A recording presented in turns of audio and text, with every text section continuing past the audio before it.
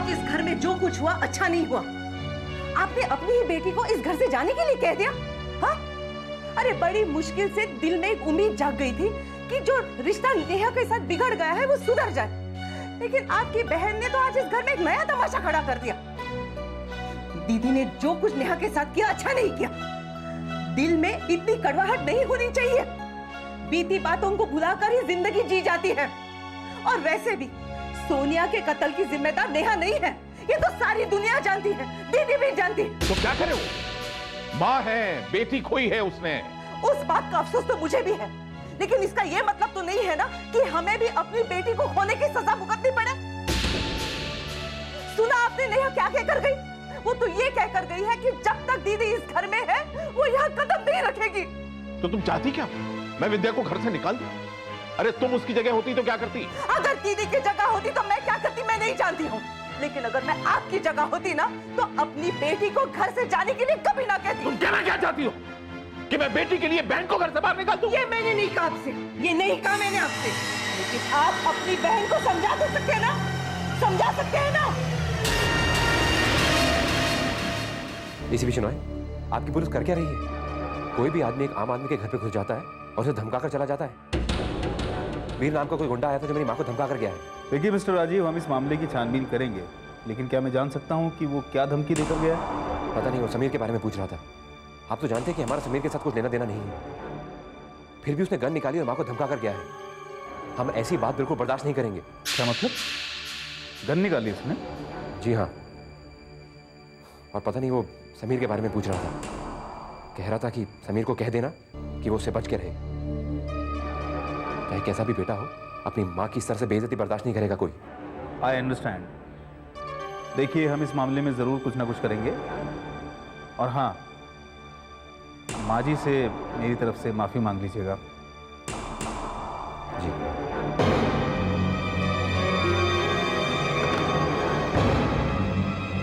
ये वीर और समीर का झगड़ा तो कुछ और ही रंग ले रहा है। हाँ, मैंने पुलिस कंप्लेंट लिखा दी है, फिक्र करने की कोई बात नहीं है, लेकिन अगर कोई प्रॉब्लम हो। अरे नेहा,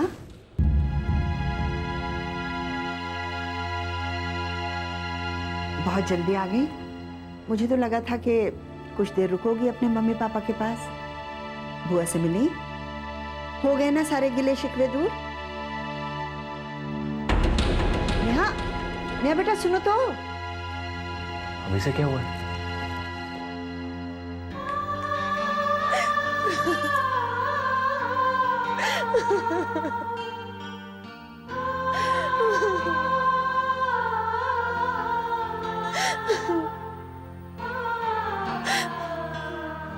नेहा, क्या हुआ?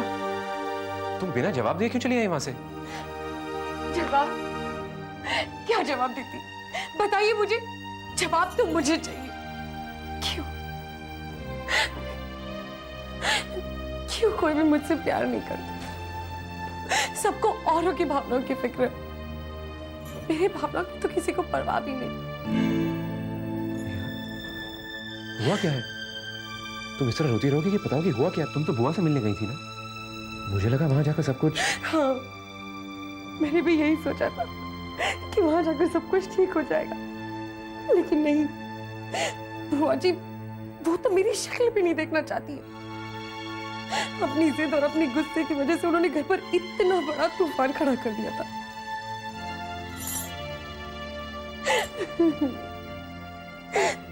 मेरे पापा, जिन्होंने खुद मुझे मजबूर किया था कि मैं वहां आकर बुआ से मिलूं, उन्होंने राजीव मुझे अपने घर से चले जाने के लिए कहा। देख, आज मैं अपने माँ बाप के घर से बेइज्जत होकर आ, कोई प्यार नहीं करता मुझसे, कोई प्यार नहीं करता। नेहा, मुझे औरों को तो पता नहीं, लेकिन मैं तुमसे प्यार करता हूँ। नहीं, ये भी झूठ है, मैं जानती हूँ। नेहा, तुम मेरी पत्नी हो। अगर मैं तुम्हें प्यार नहीं करूंगा तो और किससे प्यार करूंगा? हाँ, पत्नी को प्यार करना तो एक फर्ज होता है ना। खुद अपने दिल के अंदर झांक कर देखो कि यहाँ पर सिर्फ मैं ही बसी हुई हूँ और कोई नहीं। इसके बारे में हम बात नहीं करेंगे। तुम्हारा मूड ठीक नहीं है ना? हाँ, मेरा मूड ठीक नहीं है।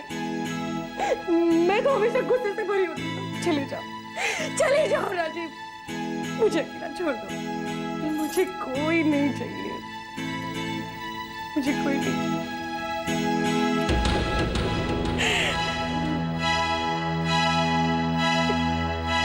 अरे दीपक डाल दीजिए ना।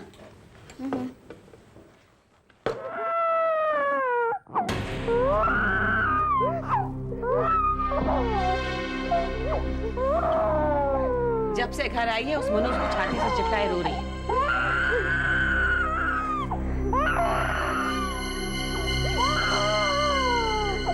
अरे क्या हो गया? क्यों मातम मना जा रहा है इस घर में? जिसे छाती से चिपटाए रो रही वो मर गया क्या? शमशान ले जाने की तैयारी करें।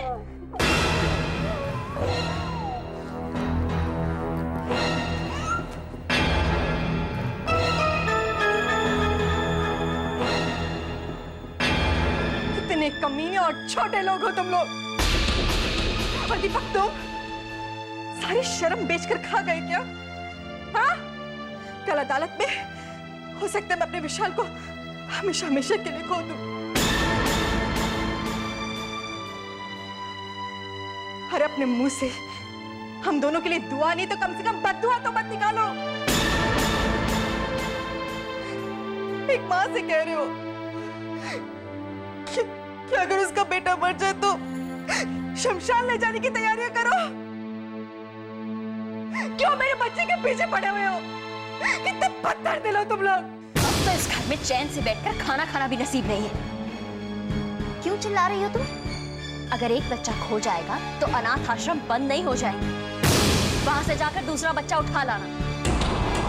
वैसे भी अब तो तुम्हारी मदद के लिए तुम्हारा दोस्त करण भी तुम्हारे साथ है। रीमा!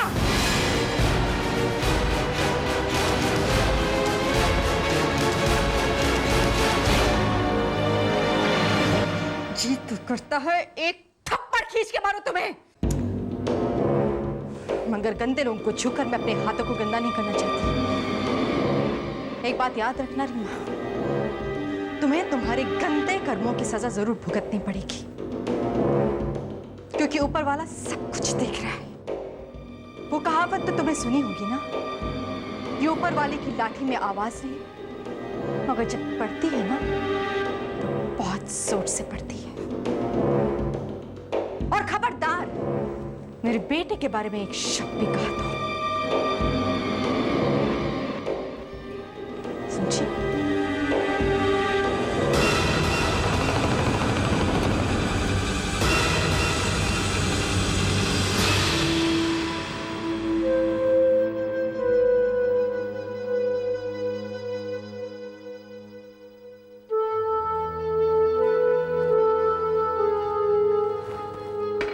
शालिनी बेटा, तूने बहुत अच्छा किया जो चली आई।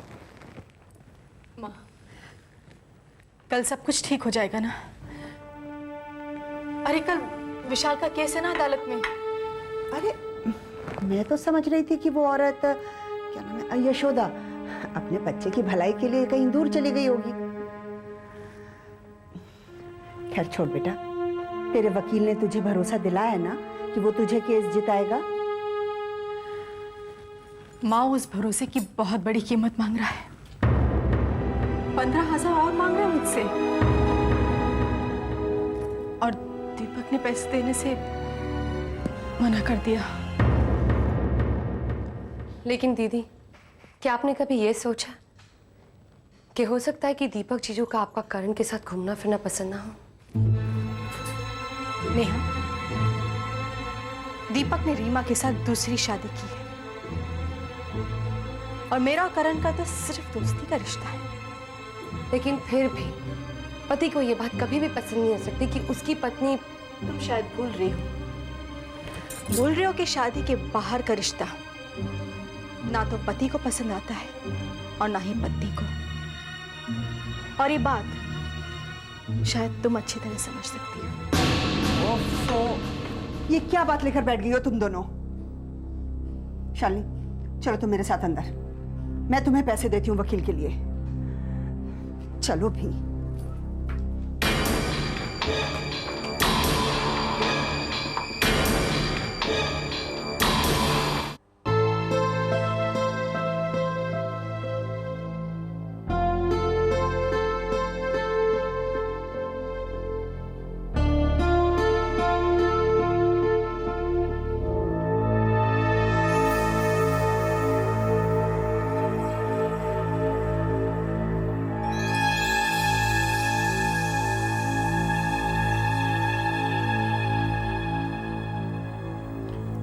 भैया,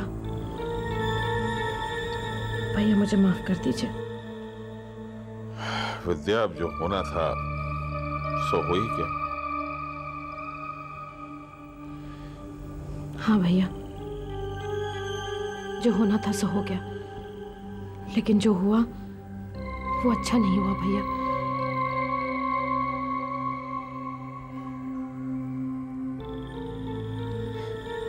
भैया, मैंने अपनी बच्ची को खोया है। भरी जवानी में उसकी मौत हो गई। मैं जानती हूँ भैया कि जो एक बार चला जाता है वो वापस लौट कर नहीं आता, लेकिन मैं क्या करूं भैया, माँ का दिल है ना, और फिर याद एकदम से तो नहीं चली जाती। नेहा को देखा तो एक माँ का दिल दर्द से चीख उठा।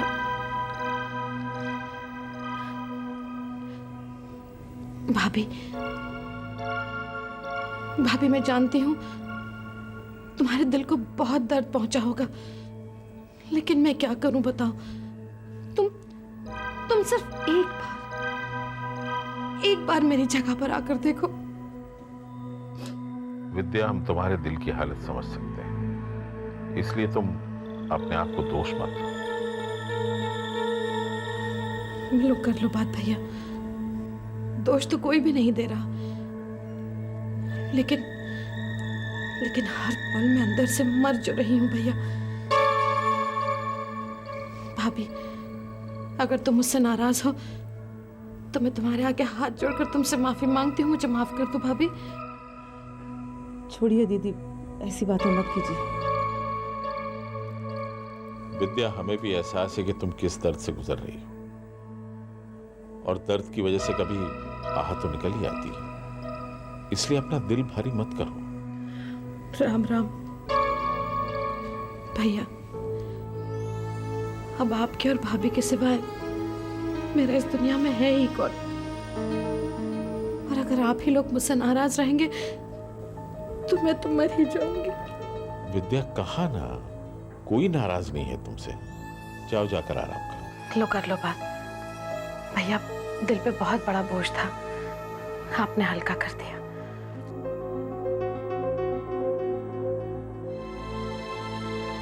मैं हमेशा से कहता था ना कि दिल की बुरी नहीं है विद्या। अरे वो तो नई नई चोट लगी है, दर्द जाते जाते वक्त तो लगेगा ना। योर ऑनर, ये विशाल की मां, जिसने विशाल को जन्म तो दिया लेकिन एक नाम दिया शालिनी ने। यशोदा ने इस बच्चे को जन्म दिया लेकिन छोड़ गई अनाथालय में, वो भी लावारिस। इन्होंने अपनी गोद में उठाकर कभी खिलाया नहीं, इन्होंने अपने सीने से कभी लगाया नहीं, बल्कि अगर सीने से लगाया तो शालिनी ने। उन्होंने एक घर दिया उसे रहने के लिए और इतनी सारी खुशियां दी, मां की ममता लुटाई। और वैसे भी योर ऑनर, ये यशोदा विशाल के लिए कर भी क्या सकती है, जो खुद गरीबी में रह रही हो। वो कितनी खुशियां देंगी इस बच्चे को, आप सोचिए जरा। योर ऑनर, मेरे काबिल दोस्त शायद इस बात को भूल रहे हैं कि एक गरीब माँ के दिल में भी ममता होती है, और एक गरीब और यतीम माँ भी अपने बच्चे को प्यार कर सकती है। और जिस अच्छी जिंदगी की बात मेरे काबिल दोस्त कर रहे हैं, वो शालिनी देवी अपने बच्चे को दे ही नहीं सकती, हरगिज नहीं दे सकती। क्योंकि उनकी अपनी निजी जिंदगी की इतनी ज्यादा प्रॉब्लम है, इतनी ज्यादा समस्याएं हैं कि वो उन्हें सॉल्व करेंगी या बच्चे की देखभाल करेंगी। इनके पति ने दूसरी शादी कर ली है और इस वक्त वो अपने घर में जगह बनाने के लिए खुद परेशान है। तो इस बात की क्या गारंटी है कि बच्चे के सर पर कल छत रहेगी या नहीं? आपने पहले मुझे क्यों नहीं बताया कि आपके मैरिज लाइफ में प्रॉब्लम्स है? अब तो आपके केस पर मुझे शक होने लग गया है।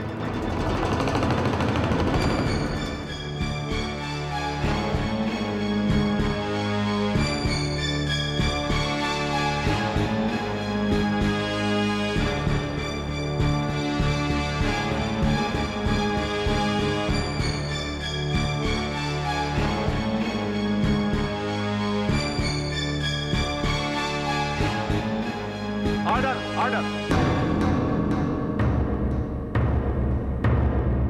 दोनों तरफ की बहस, तर्क और दलीलें सुनने के बाद यह अदालत इस फैसले पर पहुंची है कि यह बच्चा उसकी असली मां को सौंप दिया जाए। जो हक असली मां का है उसे हम जुठला नहीं सकते, लिहाजा फैसला यशोदा के पक्ष में जाता है। 1 मिनट जज साहब।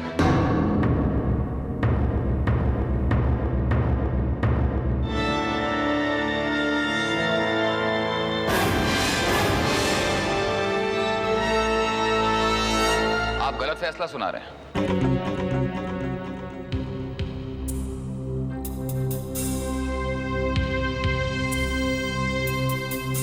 योर ऑनर, मेरे पास कुछ ऐसे सबूत हैं जो अदालत के इस फैसले को गलत साबित कर सकते हैं।